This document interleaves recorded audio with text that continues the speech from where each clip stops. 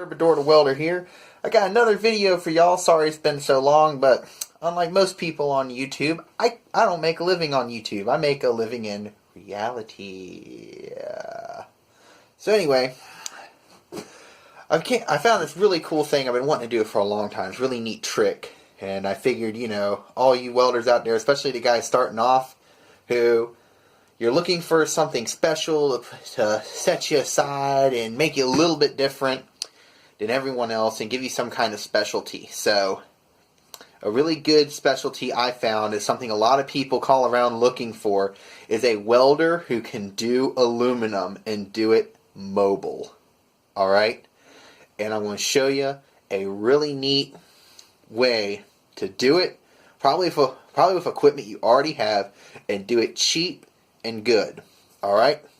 Trusty Miller-Matic 211. This was my first welding machine ever. My very first welding machine. The more and more I use it, the more and more versatile I find out it is. So, let me show you what I got that is just so awesome and will help you expand your business venture. Or, you know, if you're just a hobbyist looking to do some stuff. Well, I mean, it's all wrapped up. I don't want it oxidizing. But this is I think it's 1 pound since it's aluminum. But it's a little small spool of 5356 aluminum wire. And apparently, I read somewhere, you can push this. I think somebody did a video about it. I can't remember and I can't find it. You can push this stuff through a standard short little 10-foot MIG gun. Which is what that has. And a bottle of pure argon. And it will work. So, I tried it out on 14 gauge aluminum. Yeah, I welded together some 14 gauge with this stuff. And it did great.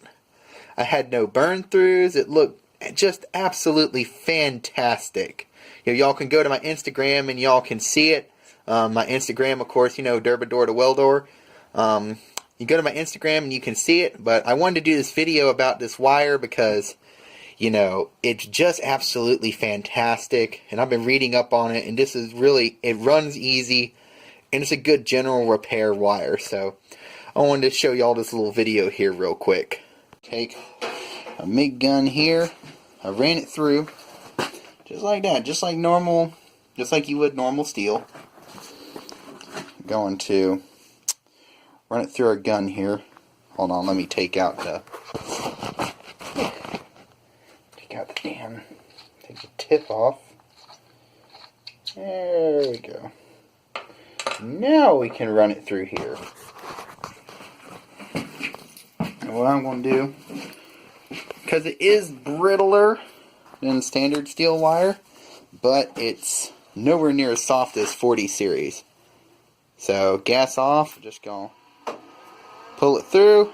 There it goes. Pops in the jog.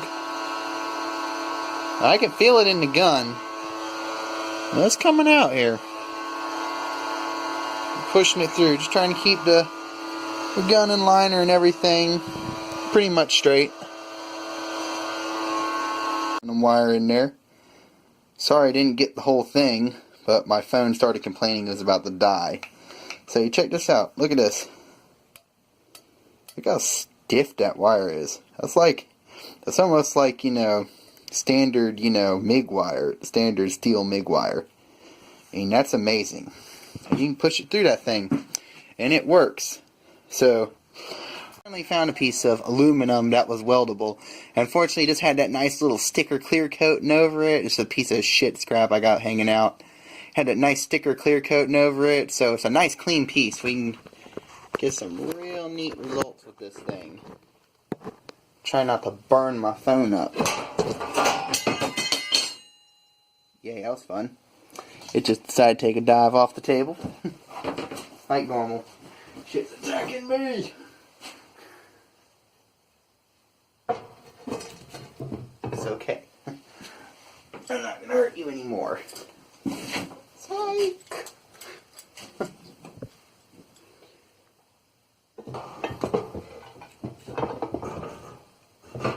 Apparently this piece of aluminum does not want to be welded. Alright, so I already ran one bead, spoiler. It does work. But, let me run another bead. It's very smoky. I'm using a pretty good amount of argon here.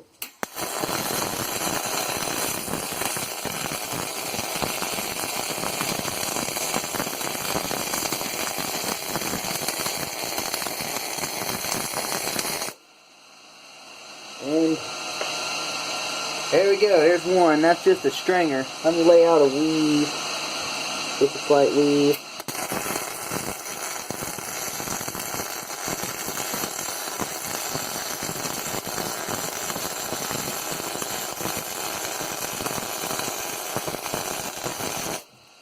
Ooh. Jeez. That's hot. I mean, this is a very hot process. Oh man, the gun is hot too. Find a place to put this so I don't blow anything up. Okay, that works. As you can see, it works. And the downside to the 5356 wire is the fact that it is a little bit of spatter. It's not the cleanest, but it's way better than stick welding aluminum in the field. That thing being all so smoky and crap, well, this is it. I was like, I don't remember it being that smoky. Yeah, and this is why.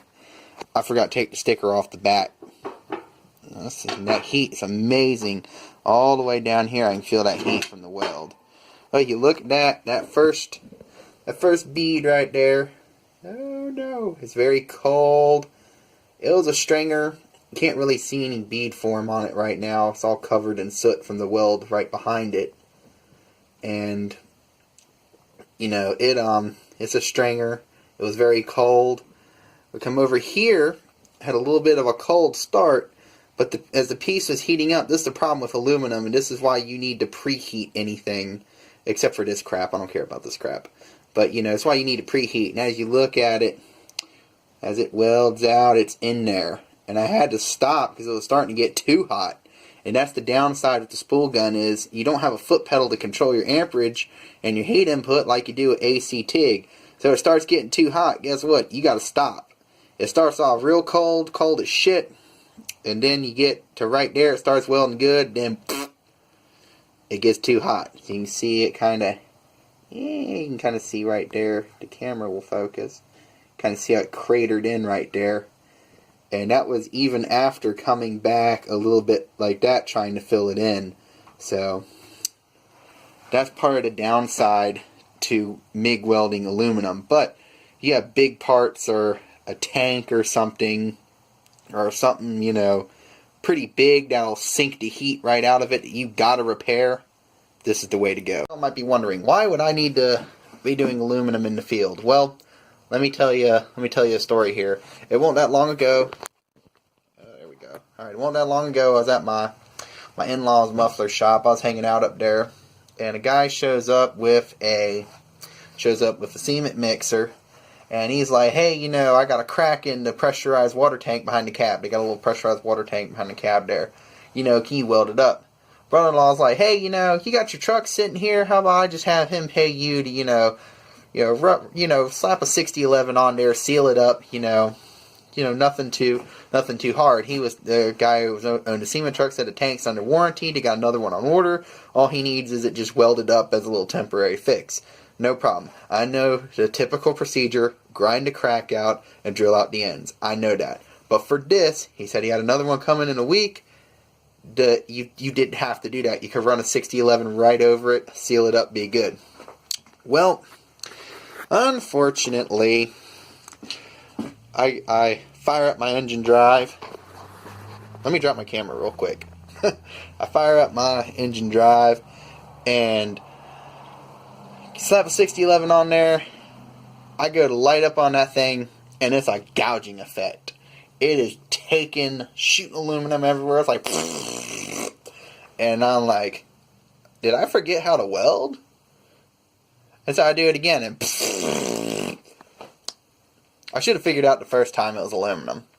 Yeah, after I set the rod down and I look at it, and I go, oh, it's all nice and shiny. I was like, It's aluminum. Go stick a magnet up to it. Doesn't go ding. It's like, well, it's aluminum. The guy had to see my truck. He's like, damn, I'm sorry. I guess I'll have to be on my way. I was like, oh, no. Don't worry. I got this. Went to my truck, grabbed the aluminum welding electrodes. I hate them. They're not my favorite way to weld, but they're good in a pinch. And I grabbed these aluminum stick electrodes, slapped it on there, adjusted the amperage a little bit, went right back to it, sealed it up with this, looking thing. Still had slag in the corners of it and crap. It was all hard to get off. And sealed it up. We pressurized it up. It won't leaking. Got my money. He was happy. He went on his way. He got that other tank, swapped it out. I didn't even have to worry about it because he's like, in a week we're going to have another tank here. So we're going to switch it out. So I was like, all right. That's one reason to be able to do aluminum in the field. You really need to be trying to be able to do as much as you can in the field. Aluminum is especially a great thing to be able to do in the field. Another example, flatbed tractor-trailer trucks have those aluminum railings on the side.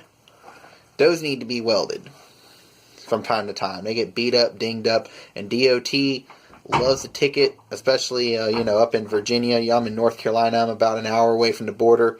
DOT loves the red tag and ticket guys up there for broken aluminum railing on the side of their flatbed they're pulling. The truckers, they're pulling these trailers, and they love to ticket them for it. And sometimes they'll red tag them, and then they'll have to be on their phone like, all right, where's a welder here? I gotta have this, and it's the dumbest shit like that, because that aluminum rail along the side is really just decorative and takes a few light hits. It's not even the stake pockets, but that's another example I can think of. But as far as if you want to actually be able to put out some quality, long-lasting, more controllable work with less money, besides going and getting those rods, which they suck. They're not fun to run. I don't recommend them as a main thing. As something to tie you over, yes, but definitely not as a main thing, and definitely not on something critical. Definitely not critical. But this right here, the 5356 wire in your MIG welder, a little 40 cubic foot bottle of argon. I think I got mine for like $100 or something. It was something stupid like that. And, filled, $100 filled. You pick up that roll of wire for like $15. If you already got I think you would need at least a 150 amp MIG welder. At the very least, 200 amp is preferred for doing this. So I think with a 150 amp MIG welder, you're gonna really be too cold. But and this won't even full power. Definitely preheat, definitely clean. A couple ways you can clean is a dedicated flap wheel for aluminum only. You take just a standard sanding wheel and write aluminum only on it. That's one way. You don't even start, guys, in the comments. This is one of those things. You can't find aluminum wheels everywhere. So we're talking about the budget-minded guys and the guys who maybe all they got is a Tractor Supply. It does work. I've tried it. It works. Okay. Aluminum grinding wheel. You want to spend a little bit more money, go get an aluminum grinding wheel. You have to go to as far as I know, I haven't been able to find them at Tractor Supply, Northern Tools, or any place like that, or even Ace Hardware and such. Sorry, it's a little windy. You have to go to, I've had to go to Airgas down in Raleigh to get my aluminum grinding wheels. They're a grinding wheel. They will work. But the problem is they take a lot of aluminum out. Those things eat aluminum. So you have to be very careful. The best way to do it, if in the cheapest, is actually a stainless steel wire brush. Which for some dumb reason I don't have. But that is the cheapest way to do it. Unless you go spending a bunch of money on a real expensive one. But that is the best way to do it. What happens is with the sanding wheel and the grinding wheel is it has a tendency, if you're not careful and you bear down real hard, it blends the oxides underneath as you go over it, grinding or sanding and such. So you have to be careful not to just go all over your aluminium and, you know, screw it all up by doing that. And then, you know, you think you got a nice, clean, shiny surface. You start welding over, it's like, blah, blah, blah, blah, you know, little turds floating around on top. And you're like, oh, what the heck's going on? You know, that might be it right there. I definitely know you don't use a wire wheel on... You don't use a wire wheel on your grinder, on the aluminum, because that definitely, it doesn't really take anything off. It kind of smears stuff everywhere, so you think you cleaned it and you actually didn't. But yeah, so that's my little quick video for today. I hope you guys enjoyed it, and y'all have a good night.